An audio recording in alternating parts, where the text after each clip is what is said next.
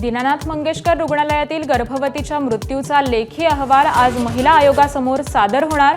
अहवालानंतर रुग्णालय प्रशासनावरील कारवाईबाबत निर्णय होणार।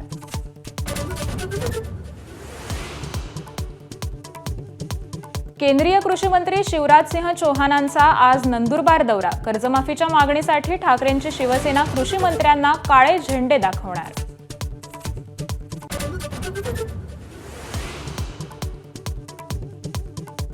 बारामतीत माझ्या एवढं काम करणारा आमदार यापुढेही मिळणार नाही। अजित पवारांनी शरद पवारांना चिमटा काढल्याची राजकीय वर्तुळात चर्चा।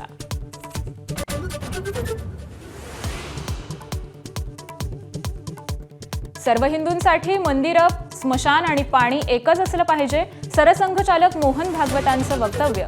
भारतातील मुस्लिमांनाही हिंदू समुदाय सामावून घेत असल्याची भूमिका।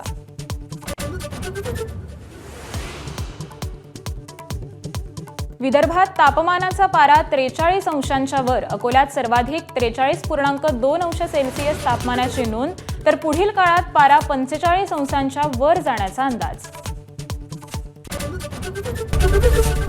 एबीपी माझा, उघडा डोळे बघा नीट।